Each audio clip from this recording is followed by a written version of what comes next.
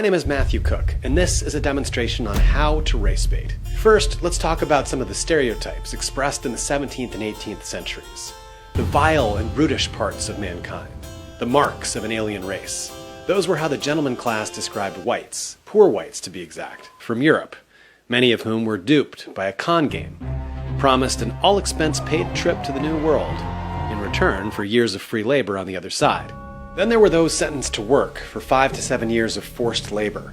In the 1700s alone, over 50,000 documented white men and women were shipped to the colonies and auctioned off as labor for crimes from petty theft to trespassing or pickpocketing. A slave was considered unfortunate, not inferior.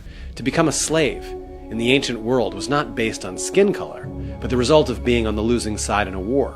White indentured servants 400 years ago were seen as more or less the same as African slaves. They also made easy alliances, raging against greed, unfair taxes, oppressive land use regulations, and in the 1670s, one of those alliances nearly burned Jamestown to the ground. And the last to surrender were 100 men, 80 black and 20 white. And a law enforcement system was created to give whites slightly more privileges and force a separation in their contact with blacks. This three-tiered caste system, blacks on the bottom and poor whites a notch above, now treated more favorably, made them feel as though one day they might improve their status if they just worked hard enough. And maybe some did, but most did not, especially as the life expectancy was only 35. As all rights and freedoms were taken from Africans, this new racial caste system protected the wealthy landowners, who in the South would soon become known as the masters. And if you're interested in reading more about this, there's a page-turning thriller, not exaggerating, called The People's History of the United States, which you can download as an audiobook to support this series. The creation of that three-tiered caste system is the moment the modern institution of racial slavery is born, which would brutalize, divide, and crush the spirits of black men, women, and children for the next 200 years, and give many poor whites the idea that though their lives might be miserable, at least they weren't black. Until 1863. And as Michelle Alexander writes in The New Jim Crow, former slaves had a brief moment in the sun before they returned to a state akin to slavery or worse. The unprecedented economic might of the new United States, built on the backs of an enormous free slave labor force, would arguably be the single greatest factor contributing to what would soon become the world's largest modern superpower. And in gratitude, instead of helping freed slaves find homes, reunite with families, or help anyone, at the very least, heal from a 300-year-old trauma, they were largely neglected by the North, faced rampant disease, outbreaks of smallpox, cholera, many starved to death, and for the next 100 years, this thing called Jim Crow just took over for slavery. Enforced by government, courts, and law officers, forcing a continuation of an already well-established racial caste system on every aspect of American life. Ministers said whites were the chosen people, blacks cursed to be servants. God supported racial segregation. Craniologists, eugenicists, phrenologists, and social Darwinists at every educational level reinforced the belief that blacks were in every way inferior to whites. Massive social disadvantages, compounded by predatory lending and housing markets, and legally regulating blacks into ghettos, discriminatory bank lending practices, severe job discrimination, not to mention the lynchings, all continued until the 1960s. Now we're only talking 50 years ago.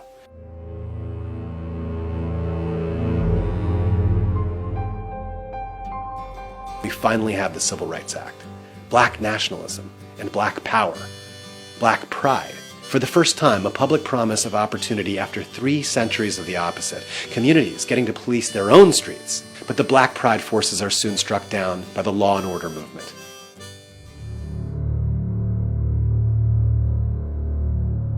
And what takes the place of what was once called Jim Crow? The invention of the largest prison industry in the world, in the form of new laws, tougher laws, more laws, longer sentences, mandatory minimums, more prisons, more police, and the barbaric war on drugs, which should be called the war on people, where blacks are far more likely to be arrested for selling or possessing drugs than whites, even though whites use drugs at the same rate, and are actually more likely to sell drugs. Blacks who've committed the exact same crimes as whites are more likely to be arrested, prosecuted, more likely to have longer prison sentences. Families deprived of breadwinners and once again deprived of the right to vote. Generations sentenced to a revolving door in and out of a prison system so unstoppable that 1 out of 3 black men born today can expect to go to prison in their lifetime.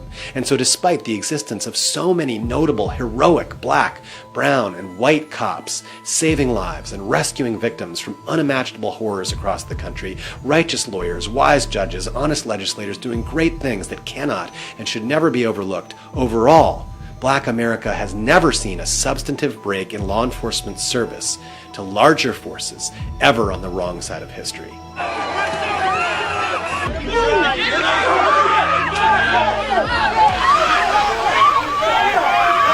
Policing for petty regulatory violations like failure to use a turn signal or lacking a front license plate. And so here we are today. 30% of America are minorities, but represent 60% of the prison population. Over 1 million men and women. And so the majority of Black America, 70%, understandably have little trust in law enforcement or the criminal justice system. But don't be fooled. This prison industrial complex has not only swept up Black America, but all people of limited means, hunting minorities and the poor at rates higher than any other on the planet. This thing grew bigger than anyone could have imagined. It's militarized and increased in scope and aggression, and as racist as it clearly is, even if we took all the minorities out of the equation, leaving only the white majority, we would still be over-incarcerated. We would still have vile police brutality. We would still have a criminal justice system desperately in need of reform. So just like the days of early slavery, today we still have a three-tiered system. With notable exceptions, slightly more than half of Black Americans graduate from high school, compared to 3/4 of white Americans. And Black males are twice as likely to be unemployed as white males.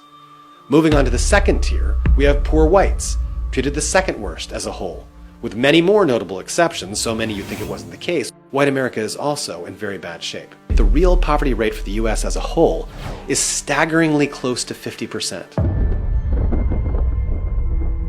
We have a myth of social mobility that is one of the worst in the industrialized world due to decades of disinvestment from communities sending cheap labor overseas, leaving depressed, isolated local economies with no jobs, a dwindling tax base, and nothing to attract business or new residents. And why is this? As the great journalist Emily Cleeth says, we should never say the word poverty without the words inequality and injustice being far behind. People become poor, not by personal failing, but because the system is engineered to push them down and keep them down. Yet despite numerous horrific incidents of police brutality and criminal injustice against whites, the beating of a homeless man or a horse thief to near death or to death, or the 1 million whites in prison, unprecedented in our nation's history, the majority of whites today, 57%, still have quite a lot, or a great deal of confidence in police, and a majority think the justice system is fair. The poor whites and victims of criminal injustice and inequality are spread out across the country and heavily divided by culture and politics. The so-called liberal or conservative news media is owned by 6 mega media companies that control 90% of our information. Those companies are owned by the very rich. According to Forbes, the 400 wealthiest Americans today have more money than the poorer half of the entire population of the United States. While less than 4% of our entire country are millionaires, they make up over half the members of Congress. Well, who do you think millionaires represent?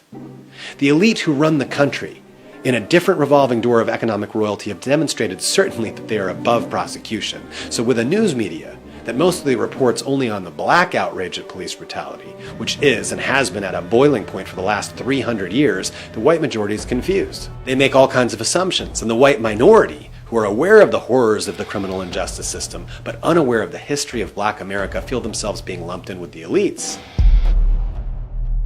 When they scream at Al Sharpton or Jesse Jackson and call them race baiters, they're right to scream, but they're screaming at the wrong faces. The media is terrified to let the mass of Americans know the truth about our 3-tiered caste system alive and well and keeping us divided. Why do I need to identify with those ancestors before me that committed genocide and not only enslaved, but brutalized the people who in chains and in struggle for civil rights created and inspired some of the greatest art, music, culture, writing, ideas, invention, and humanity the world has ever seen? I identify with being part of that struggle. I don't need to be proud of my blood because the same color red gives life to us all. I don't need to be proud of the color of my skin because I was never told I needed to be ashamed of it. True shame is only for those who have hate in their hearts, and that can be healed.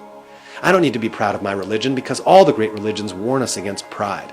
I am privileged to be a white, straight male in a society that favors those traits for which I had nothing to do with. Favors I might not even know I had. I grew up poor. There were a few years I was homeless. But I did not grow up black, and I was blessed in my childhood to see the difference. To paraphrase Van Jones, even in a hoodie, I look less like Trayvon than I do like Mark Zuckerberg. So along the way in forming my identity as a human being, I choose to identify with all of humanity in a struggle for harmony. You are my ally and I am yours. I don't need to be better than someone else to feel good about myself. I need to feel the same. I acknowledge racism as existing and alive as it ever was, and in doing so, I eliminate any invented wall between us. When we ally ourselves with a movement that's been asking to just acknowledge for 4 odd centuries how overdue it is to just say 3 words, Black Lives Matter. Then united, we are a power that will shake the masters to their core. Yes, I say masters of the global economy that exploits not only our own nation but the entire planet. The masters of the commercial news, the military-industrial complex, prison complex, the overwhelming majority of the government. The masters corrupted by the influence too much power has on all human beings. For injustice and inequality are one and the same.